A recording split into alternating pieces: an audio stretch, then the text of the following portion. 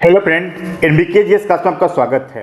BPSC mains point of view से जो सामान्य अध्ययन प्रश्न पत्र 2 है, जीएस पेपर 2 के जो पार्ट 1 है खंड का के अंतर्गत भारत राज्यपाल के कार्य में शक्तियाँ काफ़ी इंपॉर्टेंट है। पिछले कई वर्षों से यह प्रश्न लगातार पूछे जाते रहे हैं। राज्यपाल के कार्य एवं शक्तियों के अंतर्गत सारे डायमेंशन की चर्चा हम आपके साथ करेंगे। साथ ही राष्ट्रपति के कार्य एवं शक्तियों हैं उसकी तुलना हम राज्यपाल से करेंगे, जिससे कि आपके आंसर को और अधिक प्रभावी ये बनाएगा। हम यहाँ पे देखते हैं कि राज्यपाल राज्य के लगभग सभी समस्त कार्य करते हैं जो केंद्र में राष्ट्रपति के द्वारा किए जाते हैं, किंतु राज्यपाल को कोई राजनयिक एवं सैन्य शक्ति नहीं है जैसा कि राष्ट्रपति को प्राप्त है।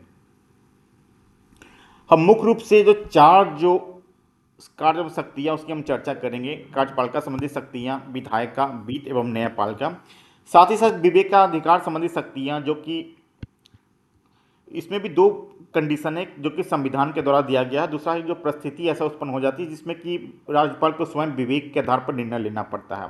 इसमें हम लोग देखते हैं कि ये मंत्री जो कैबिनेट है, कैबिनेट के सलाह पे नहीं करना पड़ता है बल्कि अपने विवेक के आधार पर करना पड़ता है। अब एक विशेष उत्तरदायित्व है, इसमें हम लोग देखते हैं कि इसमें राज्यपाल कैबिनेट के सलाह मानने के लिए बात नहीं है। कैबिनेट से वो परामर्श ले सकता है लेकिन वो उनका जो निर्णय होगा वो अंतिम होगा। इसके साथ साथ जो राष्ट्रपति और राज्यपाल के कार्यों में शक्तियों की तुलना तीन आधार पर हम खोलेंगे: स्वविवेक, क्षमादान और अध्यादेश। तो यहाँ पे हम लोग देखते हैं कि जो राज्यपाल की नियुक्ति राष्ट्रपति के द्वारा किया जाता है, इसमें अनुच्छेद 156 के तहत इसको हम लोग देखते हैं। साथ ही साथ राष्ट्रपति के प्रसाद पर्यंत वो अपने पद पर बने रहते हैं, मतलब जब तक राष्ट्रपति चाहे तब तक वो अपने पद पर बने रह सकते हैं। ये अनुच्छेद 156(1) में है। अगर आप कोई भी भारतीय संविधान एवं राज्य व्यवस्था का आंसर लिखते हैं तो अनुच्छेद अगर कोड करते हैं तो आपको जो आंसर राइटिंग है उसको और प्रभावी बनाएगा तथा आपका जो मार्क्स को बढ़ाएगा। तो आप लोग अनुच्छेद जरूर इसको याद रखिएगा। राज्यपाल को दोबारा नियुक्त किया जा सकता है, साथ ही एक ही व्यक्ति को 2 या 2 से अधिक राज्यों का राज्यपाल भी नियुक्त किया जा सकता है। अब हम लोग एक योग्यता पे आते हैं, तो योग्यता की जो चर्चा है वो अनुच्छेद 157 एंड 158 में है। इसको आप लोग याद रखिएगा। योग्यता यह है कि भारत का नागरिक हो, 35 वर्ष से कम आयु का नहीं हो तथा संसद एवं राज्य के विधानमंडल के किसी भी सदन का सदस्य नहीं हो। अगर हैं तो वो उनको इस्तीफा देना पड़ता है। साथ ही अपने कोई लाभ के पद पे नहीं हो। तो ये चार आप लोग याद रखिए। जस्ट समझने के लिए हम लोग इसकी नियुक्ति और योग्यता की चर्चा की है। अब मेन पॉइंट पे आते हैं कि इसका जो कार्य एवं शक्तियाँ क्या क्या है। तो यहाँ पे हम लोग देखते हैं कि जो कार्य एवं शक्तियाँ हैं वो कार्यपालिका संबंधी शक्तियाँ पाला के रूप में हम लोग इसको देखेंगे। इसमें हम लोग देखते हैं कि राज्य के सभी कार्यकारी अधिकार राज्यपाल के पास होते हैं। राज्य के कार्यपालिका संबंधी सभी कार्य राज्यपाल के नाम से ही किए जाते रहे हैं।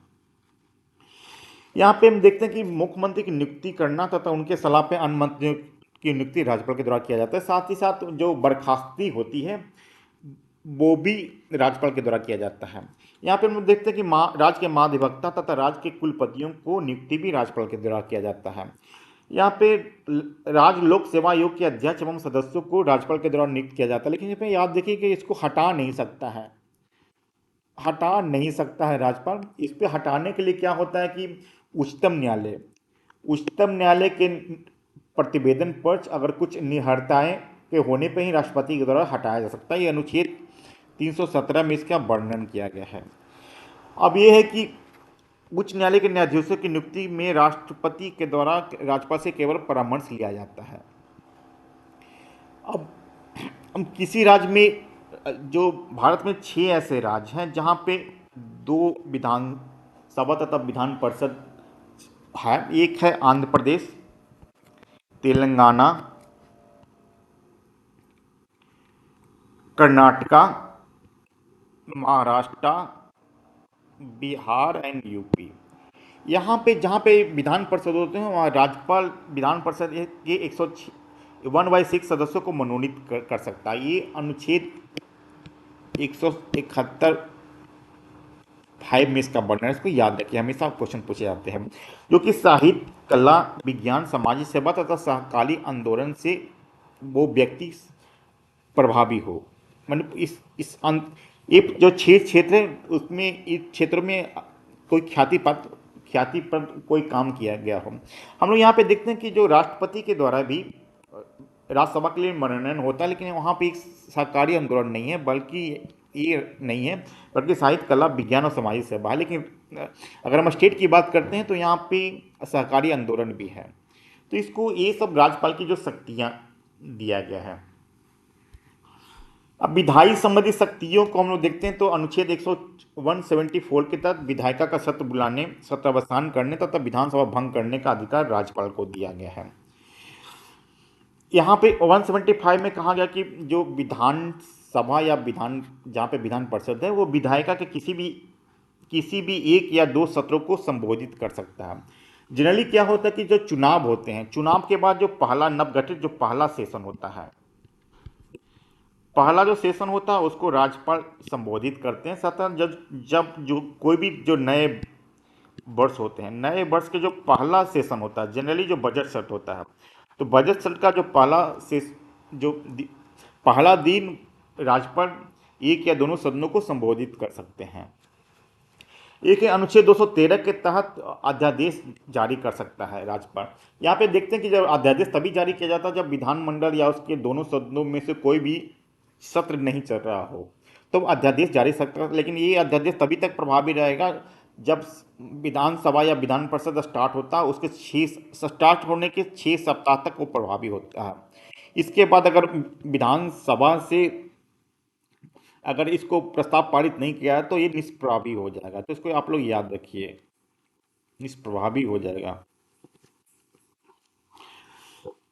ये है कि वह किसी भी राज्य विधेयक को राष्ट्रपति के विचार हेतु आरक्षित कर सकता है। ये अनुच्छेद 200 में इसकी चर्चा की गई है। तो यहाँ पे ये है कि अगर राज्यपाल समझता है कि किसी भी विधेयक पे राष्ट्रपति का अनुमोदन लिया जाना आवश्यक है, तो उसके लिए वो राष्ट्रपति के विचार हेतु आरक्षित रह सकता है। तो ये कुछ विधायिका संबंधी शक्तियाँ दी गई है।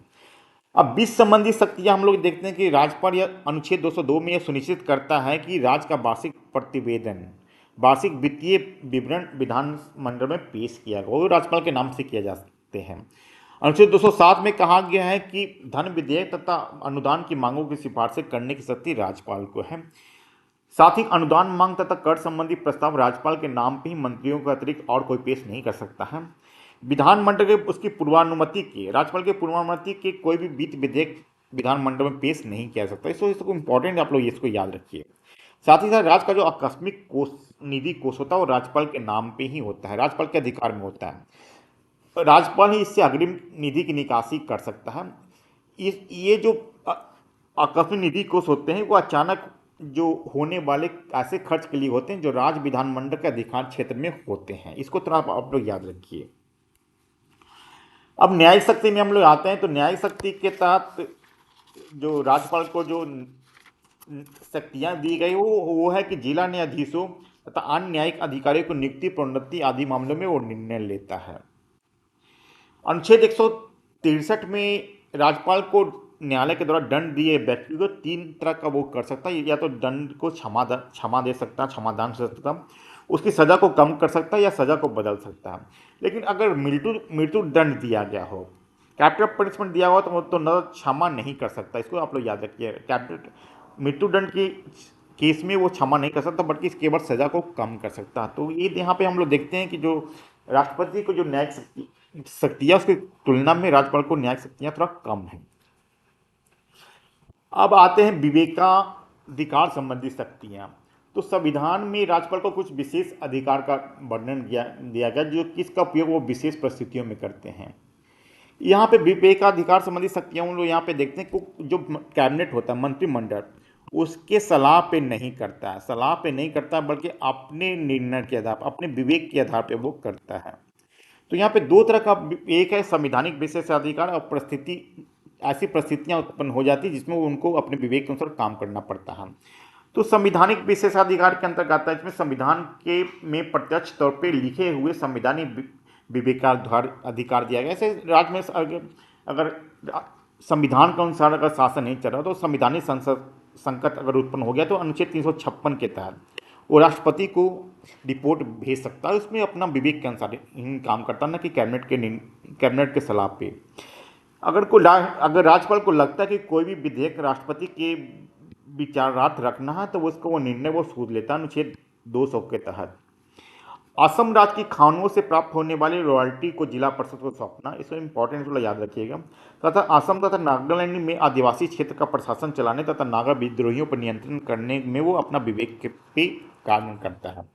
अब शासन चलाने में कुछ ऐसी परिस्थितियां उत्पन्न हो जाती है जिसमें कि वो विवेक के आधार पे काम करता है। जैसे सपोज कि जैसे कि किसी भी दल की अगर स्पष्ट बहुमत नहीं है तो उसमें वो अपने विवेक के आधार पर जो जिसे वो समझता है उसको वो अपनी मुख्यमंत्री नियुक्त कर सकता है, जिसको कि विधानसभा में अपना बहुमत साबित करना होता है। साथ साथ अगर उनको लगता कि किसी भी सरकार को विधानसभा में बहुमत नहीं है तो वो कैबिनेट को बर्खास्त कर सकता है, साथ ही साथ विधानसभा को भंग कर सकता है। तो ये कुछ विशेष विवेकाधिकार संबंधी शक्तियां जो राज्यपाल को दिए गए हैं। अब आते हैं जो विशेष उत्तरदायित्व। तो विशेष उत्तरदायित्व भी एक तरह का विवेकाधिकार ही है, लेकिन इसमें और विशेष विवेकाधिकार समझ सकते हैं हमें एक अंतर ये है कि इसमें वो चाहे तो कैबिनेट का सलाह ले सकता है, कैबिनेट का सलाह ले सकता है, लेकिन वो उसका निर्णय मानने के लिए बाध्य नहीं है। वो चाहे तो अपने विवेक के अनुसार ही इस पे भी फैसला लेता है, कैबिनेट का डिसीजन मान भी सकता है या नहीं भी मान सकता है। तो इस तरह से तो कुछ विशेष उत्तरदायित्व भी राज्यपाल को दिए गए। जैसे महाराष्ट्र और गुजरात के संबंध में अनुच्छेद 371(2) में कहा गया है कि विदर्भ, मराठवाड़ा, सौराष्ट्र और कच्छ के लिए विकास बोर्डों की स्थापना करेगा। नागालैंड के राज्यपाल को 371 का ये सब अनुच्छेद आपको याद रखिए, हमेशा आप मेंस में या पीटी में हमेशा पूछा जाता है। मेंस में अगर आंसर राइटिंग लिखते हैं तो ये सब कोड करेंगे तो आपका जो मार्क्स होगा वो और अधिक से अधिक आएगा। साथ ही साथ वो आपको प्रारंभिक परीक्षा में भी इस तरह का अनुच्छेद पूछे जाते रहे हैं। तो नागालैंड के राज्यपाल को वहाँ पे जो नागा विद्रोही हैं उनसे विधि व्यवस्था स्थापित करने के लिए उनको विशेष उत्तरदायित्व दिया गया है। मणिपुर को राज्यपाल को अनुच्छेद 371 ग में, जिसमें कि मणिपुर के पहाड़ी के जो निर्वाचित जो समिति है उसको उचित देखभाल करने के लिए दिया गया है। सिक्किम के राज्यपाल को विशेष उत्तरदायित्व अनुच्छेद 371 चा में दिया गया है, इसको याद रखिएगा आप लोग, जो कि वहाँ पे जनता की उन्नति एवं शांतिपूर्ण व्यवस्था स्थापित करने के लिए दिया गया है। अरुणाचल प्रदेश के राज्यपाल को विशेष उत्तरदायित्व अनुच्छेद 371 जा। ये सब आप लोग याद रखिए, हमेशा क्वेश्चन पूछे जाते रहे हैं, क्योंकि वहाँ पे विधि व्यवस्था स्थापित करने के लिए दिया गया है। अब हम जो राज्यपाल की कार्यों में शक्तियाँ हैं उसके हम लोग राष्ट्रपति से तुलना करेंगे, जो कि 3 आधार पे होगा। जो कि स्वविवेक की शक्ति जो दी गई है वो राष्ट्रपति और राज्यपाल में क्या अंतर है, क्षमादान में क्या अंतर है, और अध्यादेश जो जारी करने में उसमें दोनों में क्या अंतर है। दोनों में हम कंपेरिजन दिखाएंगे। अगर आंसर लिखते हैं तो एक पैराग्राफ अगर दोनों में कंपेरिजन दिखाते हैं तो आपके आंसर राइटिंग को और अधिक प्रभावी वो बनाएगा। तो यहाँ पे हम लोग देखते हैं कि राष्ट्रपति की तुलना में जो स्वविवेक का अधिकार है वो राज्यपाल को अधिक व्यापक है, अधिक दिया गया है। जैसे कि हम लोग देखते हैं कि अनुच्छेद 163(2) के तहत राज्यपाल को विवेकाधिकार की अनुमति है, जिसकी चर्चा हमने किया है। इसमें राज्यपाल का जो निर्णय होता है अंतिम होता है, इस पर प्रश्न नहीं खड़ा किया जा सकता है, प्रश्न खड़ा नहीं किया जा सकता है। आप कोर्ट इसमें नहीं जा सकते कि जो राज्यपाल के द्वारा जो निर्णय लिया गया वो संविधान सम्मत नहीं है। अनुच्छेद 200 के तहत जो किसी विधेयक को राष्ट्रपति के विचार रख के आरक्षित कर सकते हैं, इसमें भी स्वाभाविक का निर्णय राष्ट्रपति से अधिक इसमें है। जो 56 के तहत अगर राज्य में संविधान के अनुसार शासन नहीं चल रहा तो राष्ट्रपति शासन की अनुशंसा करना तथा अनुच्छेद 371 और 6ठी अनुसूची के तहत जनजातीय इलाके के प्रशासन से संबंधित मामले जिसकी चर्चा भी हमने किया है, वो सब जो इसमें ये सब जो मामले हैं इसमें जो स्वविवेक के जो शक्ति है वो राज्यपाल से राष्ट्रपति से अधिक है राज्यपाल को। अगर हम क्षमादान में देखते हैं तो इसे यहाँ पे राष्ट्रपति को अधिक पावर है। यहाँ पे जो राज्यपाल होते हैं वो अपने क्षेत्र के कार्यपालिका क्षेत्र के क्षेत्राधिकार में ही करते हैं। सपोज कि बिहार में है तो बिहार के जो कार्यपालिका क्षेत्र होंगे बिहार के अंदर ही जो क्षमादान वो कर सकते हैं। साथ ही राज्य की जो कानून व्यवस्था है उसके अनुसार वो उसने विधि के तहत अपराध किया हो तो ही उनको क्षमादान दे सकते हैं। सैन्य मामले में कोई भी दंडादेश में क्षमादान की शक्ति राज्यपाल को नहीं है, तथा मृत्युदंड के मामले में भी क्षमादान की शक्ति इनको नहीं है, बल्कि केवल वो सजा को कम कर सकते हैं। अध्यादेश के मामले में भी हम लोग देखते हैं कि जो राष्ट्रपति होते हैं प्रेसिडेंट, वो अनुच्छेद 1, 2, 3 के तहत अध्यादेश जारी कर सकते हैं, लेकिन जो राज्यपाल हैं वो अनुच्छेद 213, आप लोग ये दोनों याद रखिए, कर सकते हैं। इसमें राष्ट्रपति में देखते हैं कि जो संघ की जो कार्यपालिका शक्ति के अंतर्गत वो पूरे राज्य, उनका जो अध्यादेश होता है वो पूरे भारतवर्ष में लागू होता है, लेकिन जो राज्यपाल का जो अध्यादेश होता है वो एक क्षेत्र विशेष के लिए होता है। सपोज कि अगर कोई स्टेट में वो अध्यादेश जारी होता है तो किसी स्पेसिफिक स्टेट के लिए होता है। तो यहाँ पे हम लोग यहाँ पे देखते हैं कि राज्य विधानमंडल का जो विधायी शक्ति है उसके अंतर्गत ही वो उसका अध्यादेश मान होता है। तो ये कुछ जो पॉइंट हमने जो चर्चा किया है वो आपको मेंस में अगर आता है कि राज्यपाल की कार्यक्रम शक्तियों का वर्णन करें, तो आप अपने आंसर राइटिंग को ये जो डिफरेंट डायमेंशन हम बताएं उसमें आप अच्छी तरह लिख सकते हैं। तो ये आप मेरा वीडियो कैसा लगा कमेंट बॉक्स में लिख के जरूर बताइए। तो अभी तक मेरे चैनल को सब्सक्राइब नहीं किया तो कृपया चैनल को सब्सक्राइब कर लीजिए, साथ ही बेल बटन को और नोटिफिकेशन पे क्लिक कीजिए क्योंकि जो भी मैं वीडियो अपलोड करूंगा उसका नोटिफिकेशन आपको मिलता रहे। ये वीडियो के अंत तक बने रहने के लिए धन्यवाद।